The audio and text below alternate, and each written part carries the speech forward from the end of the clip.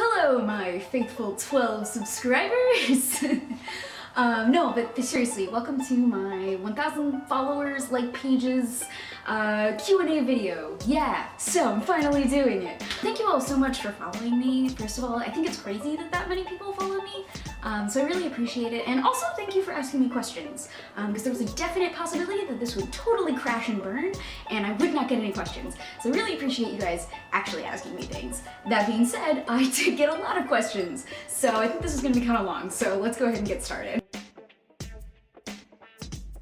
So my first cosplay I made in 2009. I was 15 years old, and it was a horribly inaccurate version of American McGee's Alice. And I was cosplaying this at a point where Madness Returns hadn't come out yet, so I was cosplaying from a game that was already almost 10 years old and hadn't been very popular to begin with, so hardly anyone recognized me. I didn't even wear a wig the first few times I did it, so I was just like blonde Alice. Actually, funny story, it was around the time BioShock 2 came out, which I didn't know anything about BioShock at the time, but a bunch of people thought I was Little Sister, which I think is funny now, because I looked nothing like a Little Sister. You can probably find pictures of that costume on my page if you look hard enough. As far as what got me into cosplay, I went to my first few conventions, Mini MegaCon and I think my first Dragon Con, neither of which I cosplayed at. And I don't know, I guess I just saw a bunch of other people doing it and it looked like a lot of fun. And also my dad wanted to as well, so he was kind of part of the reason I started as well. Yeah, I guess I just kind of followed suit of other nerds, yeah!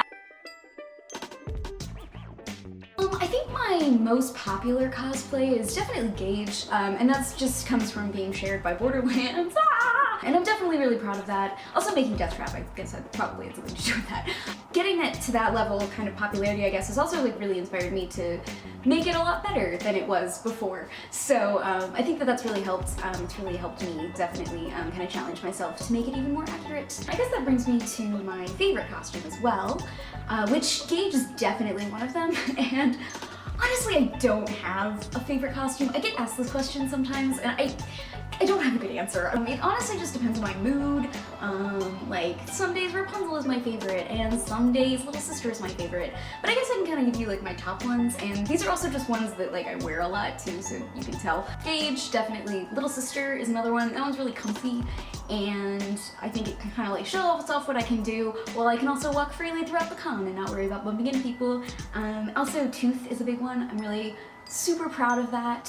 I worked super hard on it, and yeah, so that one obviously, I love it so much. I'm also super proud of myself for doing Rapunzel, so I think that one's pretty high up there, at least right now.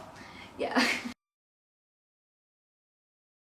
I did not keep track of how many feathers I put on Tooth, unfortunately. I wish I had, I really do.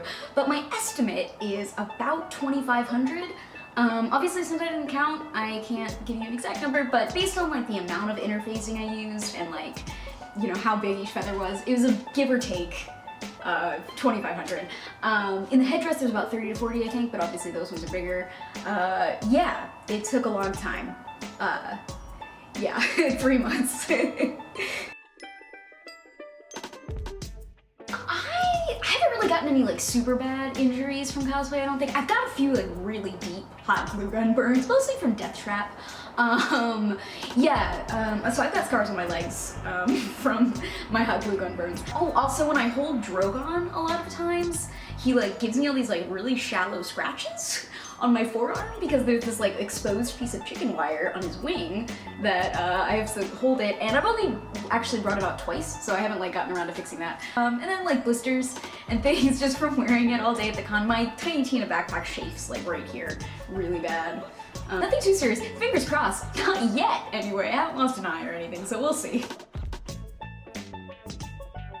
I think my planning process, or my choosing process, I guess, it definitely stems more from like aesthetics, as far as like what a character's costume looks like, and kind of like how they look, and how I can kind of become that character if they're going to present a big challenge, makeup-wise or costume-wise.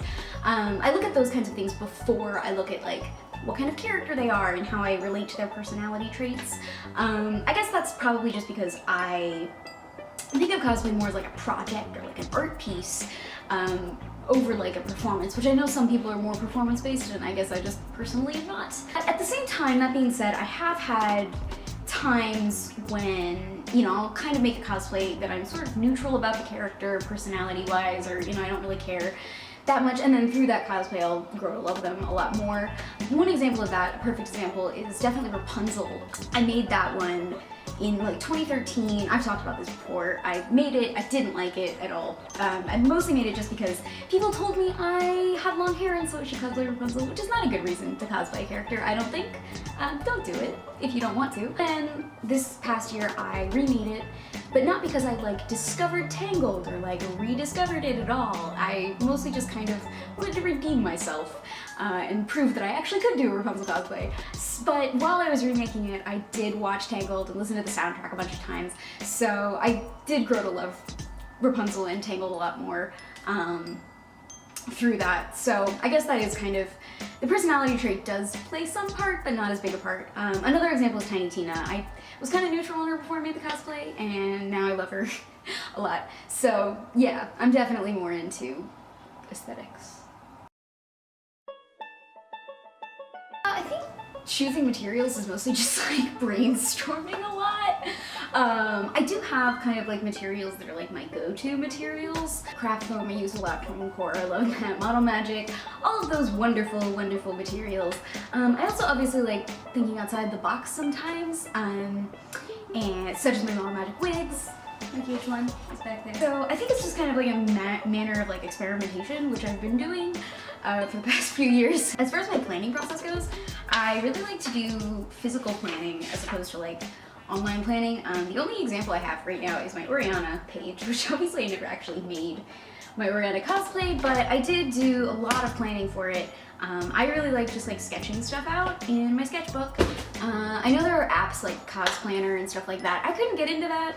I don't know, I just didn't like it. So I would like to kind of like experiment some more with materials because I feel like I do have these like go-to ones that I just use over and over again, and I should kind of like expand my horizons. So I would really like to kind of branch out as far as that kind of things goes. So yeah, so hopefully we can look forward to that this year.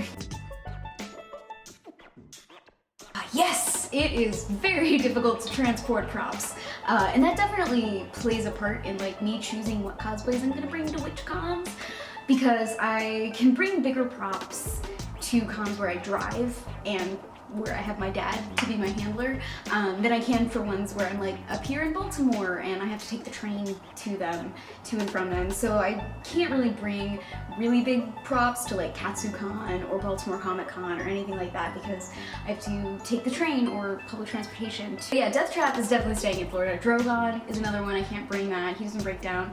So I really have to have a car in order to transport big props like that. As for my other props, Claptrap breaks down into small pieces, so does GLaDOS, my newest one, because I made that specifically for KatsuCon, so I definitely had to plan that in to how I made it. I kind of made it collapsible, and then I can kind of rebuild it when I arrive in DC. Death Trap. Oh, Death Trap. That was very difficult to break down. I think I've mentioned this before. Yeah, he broke down into, I think it was 4 or 5 pieces, but he did eventually fit into my car, and then he would probably take 20 to 30 minutes like on site to rebuild. So I would like to get him back up and running, but he's a lot of work, so we'll see about that one. My favorite game, I think it's probably the first BioShock. I absolutely love it. It's like a work of art. It was one of the first games I really got like super into and like really obsessed over. I actually wrote a paper on it in my ethics class my freshman year of college, so if any game has a good enough storyline to write a college level paper on, I think it's a pretty good game. Yeah, the story is great. The atmosphere, I love it. I can't play it late at night when I'm by myself at home because I do get a little scared. But yeah, I absolutely love that one. As far as replayability, I think Borderlands 2. I've probably replayed that one the most. As for what I'm playing right now, I am unfortunately in school, so I don't have as much time to game as I wish I did, but I have been slowly but surely making my way through a replay of the original American Geese Alice, which I'm really enjoying. It's very dated now, but I love it. Possibly just for nostalgia. If you can get your hands on a copy, I would definitely recommend it. It's very pixelated, but very cool. And then also in the Steam sale over Christmas, I got the Walking Dead game, which I'm really excited about playing. I've loved everything I've played by Telltale so far, so will probably enjoy this one as well.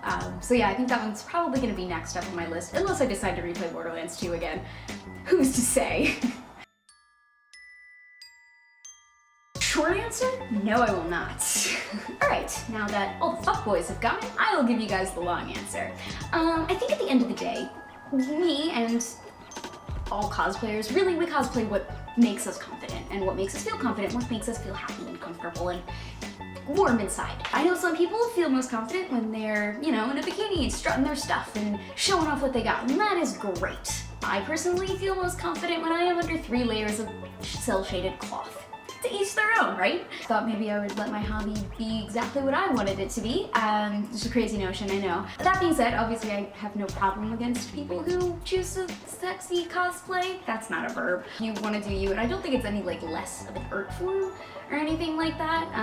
I think that it can definitely be just as effective and all of that. So I would, you know, consider cosplaying a sexy character if I really liked their costume or I really liked their character.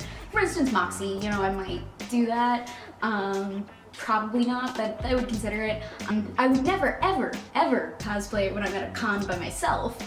No, because I want to keep the con creeps as far away as possible. So that's another reason. I like to feel comfortable and I like to feel good, and I don't think I would be able to feel that way if I was at a con in a more sexy cosplay, personally. I've like delusionized myself that cons are like a safe space and I feel happy there, and I don't really want the con creeps to discover me. I mostly cosplay as 13-year-olds, so it's not too big of an issue at this point. You do you.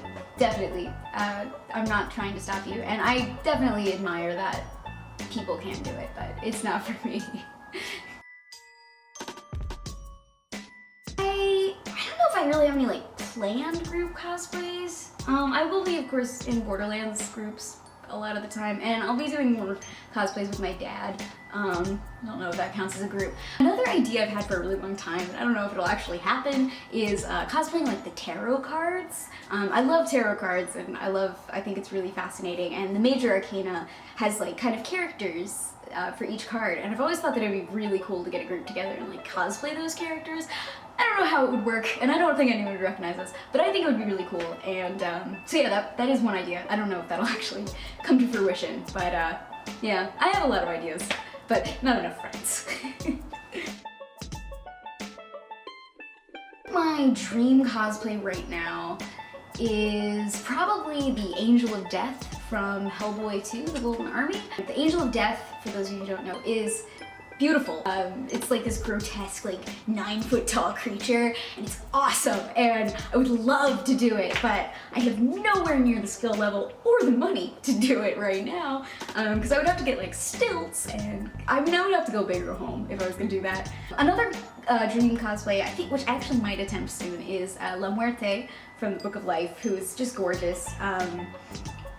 I like fell in love with that movie as soon as I saw it, and I would really, really love to give that cosplay a try. I'm not really sure what it says about me that both of my dream cosplays are Guillermo del Toro personifications of death, but there you have it.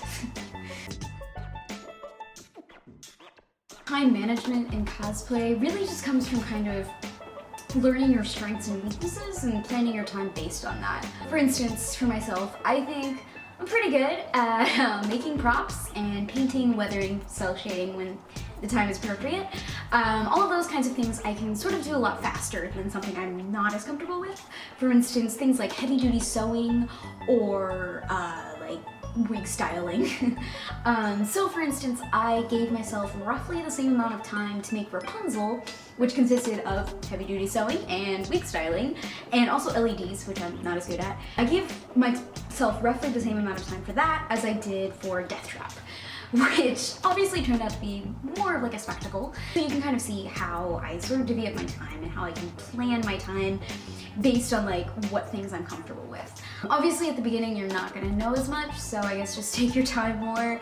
And I think this is really true for any art form. You're definitely gonna be more comfortable with certain aspects than you are with others. Learn. And when you've been doing it a while, yeah, it'll come a lot easier, so. Yes, I do make all of my own cosplays, unless otherwise stated, but I don't think I've ever stated otherwise. Like I was saying earlier, I definitely like to think of cosplays as like a project that I can take on, and I think because of that I really like to challenge myself to make as much of it as I can.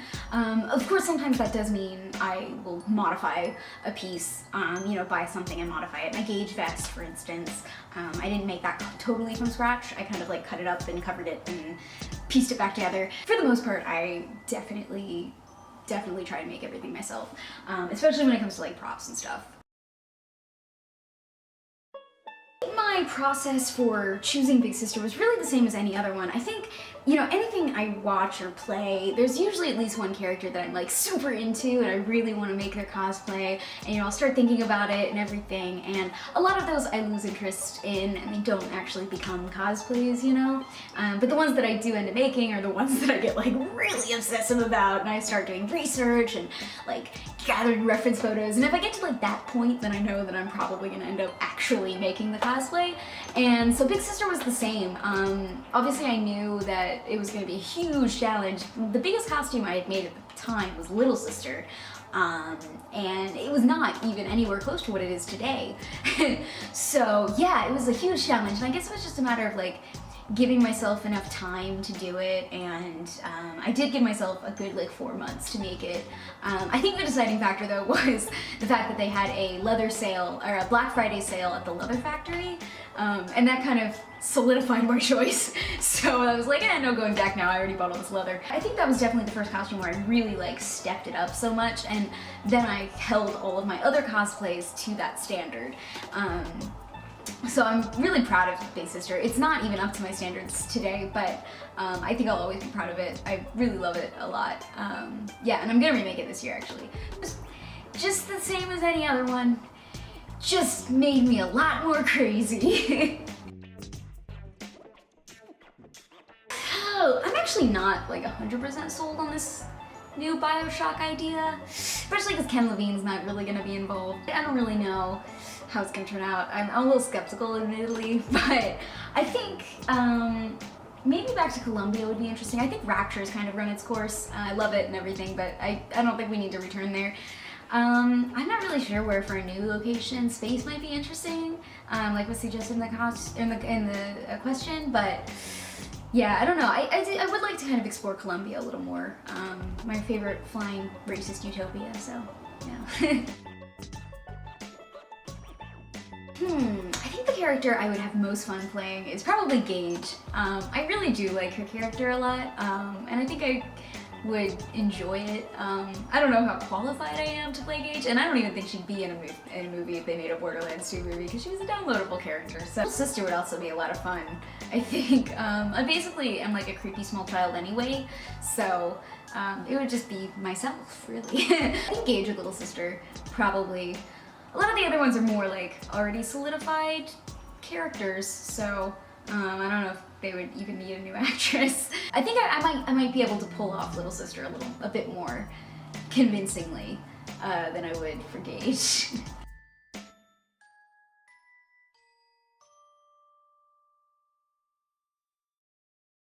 I guess it's kind of a cliche answer, but I guess it's just kind of really made me more confident, both in like how I look and also in my skills, which I think is really important. Also, I think it's really kind of inspired me to like be healthier and try harder.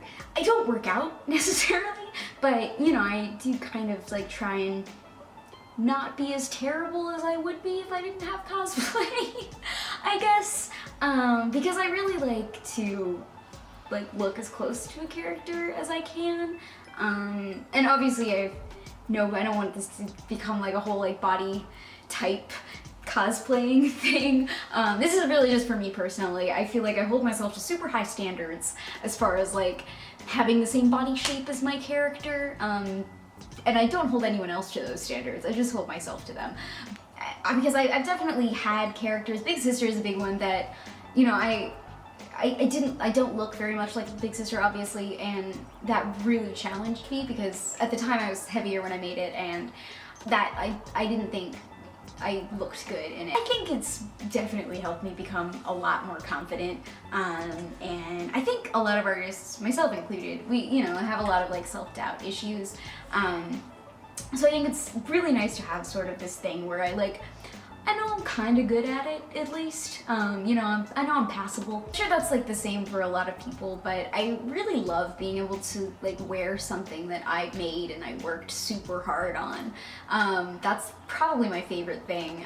So that's definitely really nice, and it's kind of like this sort of thing that I can like kind of take pride in all the time, and it's kind of a thing, like an escapism thing as well, which definitely helps my state of mind, I think. Yeah, I think I would have gone crazy if it weren't for cosplay, which sounds really cliche, but it's true. That answer was really all over the place. I'm really sorry for that. Well, as I mentioned, I am in school right now, and I'm studying illustration. But I'm also really interested in like costume design, because I guess that is sort of a form of cosplay. I have really noticed that the cosplays where I do have a lot more artistic freedom, like ones where I've kind of designed parts of them myself, are ones that I really enjoy doing. I think that I would really like to go into costume design if I can, or at least have a few jobs that are costume design oriented. I also kind of miss the theater. I sort of grew up in the theater. For a long time I wanted to be an actress. That dream died. I do love the theater a lot, and I've really missed it these past few years where I haven't really been as active in it. So this semester I'm doing the play at my school, which is going to be really interesting. I'm on the costume team for that, so I'm really excited for that. I don't know if I will necessarily become like a cosplay, like a professional cosplayer. I'm not really sure if I like that idea as much. I don't know if I am quite equipped for that sort of life. I might just keep cosplay as this sort of like super intense hobby that I have. And also, obviously, since I am in school for illustration, I might also, you know, do some freelance illustrating as well. Yeah, I honestly don't really know what I'm doing with my life, so I'm really sorry to end this on kind of a dark note, but yeah, I'm kind of all over the place. Alright guys, that was all the questions, I think, so thank you so much for asking them and for sticking around, and for watching too, if you made it through this whole video. If you have any more questions, feel free to ask me them anytime. So thank you again, thank you so much. I really appreciate it. I appreciate you guys staying here and telling me you like my hair and my cosplays. So thank you so much. I might do this again. This was a lot of fun. So thank you. Goodbye.